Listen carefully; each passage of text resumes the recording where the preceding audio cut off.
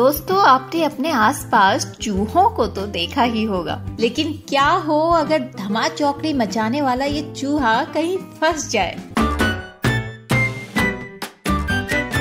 नमस्कार दोस्तों, मैं हूँ संपर्क दीदी और आप सुन रहे हैं संपर्क पॉडकास्ट। आज के एपिसोड में हम सुनेंगे कहानी नटखट चूहा। तो बस अपनी कल्पनाओं के सारे दरवाजे खोल दीजिए और क्रिएटिविटी की हवा आने दीजिए।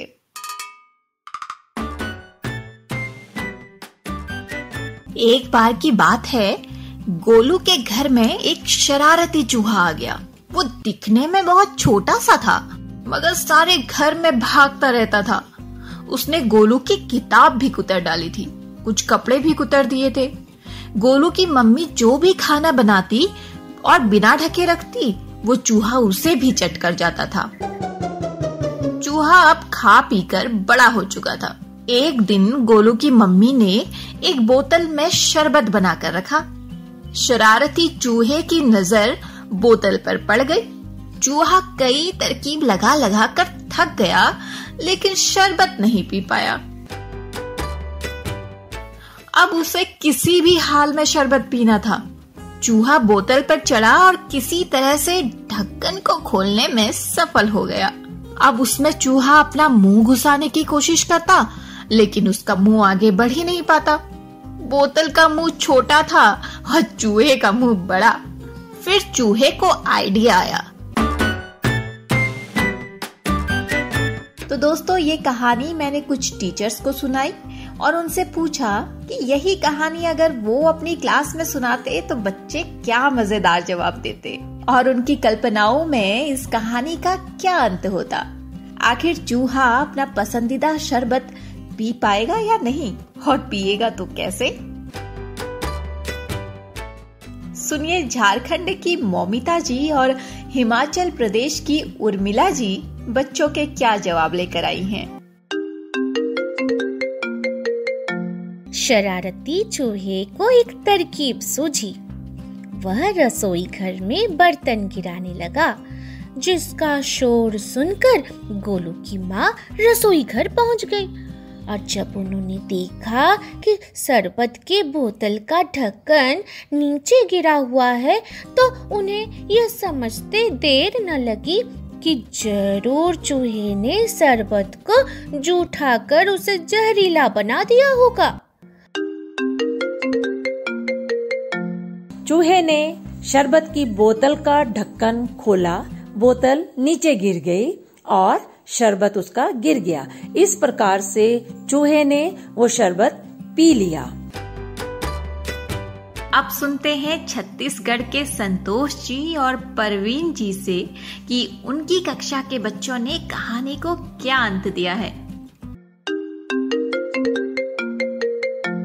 बोतल का ढक्कन को कुतरकर उसमें पाइप डालकर शरबत पी लिया होगा।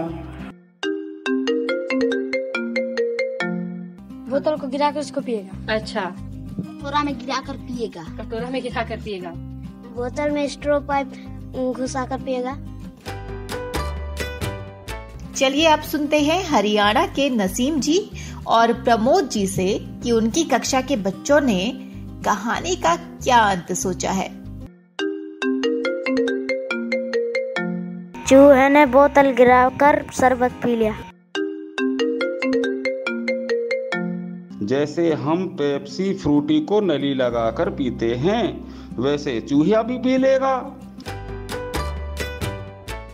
अब सुनते हैं उत्तराखंड की रामेश्वरी जी से कि उनकी कक्षा के बच्चे कहानी का क्या अंत बताते हैं।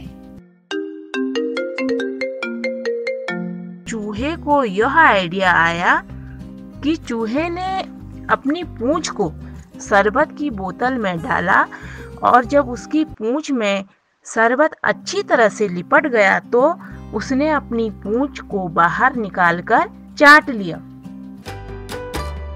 और अब अंत में उत्तर प्रदेश के बहादुर जी से सुनते हैं कहानी के कुछ और मजेदार अंत।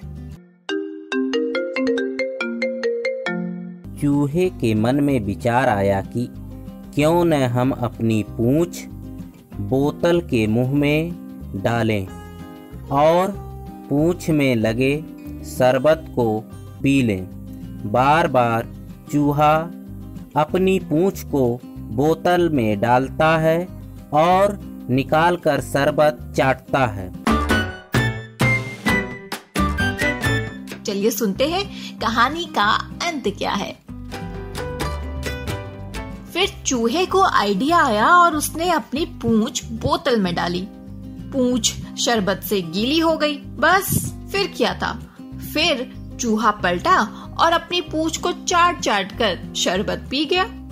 अब वो गोलू के तकिए के नीचे बने अपने बिस्तर पर जाकर आराम से सो गया। बच्चों, इस कहानी से हमें क्या सीख मिलती है? यही ना कि मेहनत करने से कोई भी काम असंभव नहीं होता। हर काम की कोई न कोई तरकीब निकल ही आती है। तो टीचर्स, ये थी हमारी आज की कहानी। ये तो आप जानते ही हैं कि नई शिक्षा नीति यानी NEP में भी बच्चों को कहानियां सुनाए जाने की बात पर जोर डाला गया है। बच्चों को कहानी सुनाई जानी चाहिए, ये तो सब कहते हैं, लेकिन सवालों के शहंशाह इन बच्चों के लिए कहां से आएगी हर बार नई कहानी? और किसके पास है ये पिटारा? मेरे पास। जी हाँ, अब से मैं लेकर आऊंगी आपके लिए हर पॉडकास्ट में एक नई कहानी। ये पॉडकास्ट आपको कैसे लग रहे हैं मुझे जरूर बताइए। और हाँ, मुझे जरूर बताइए कि इस कहानी से आपको क्या सीख मिली।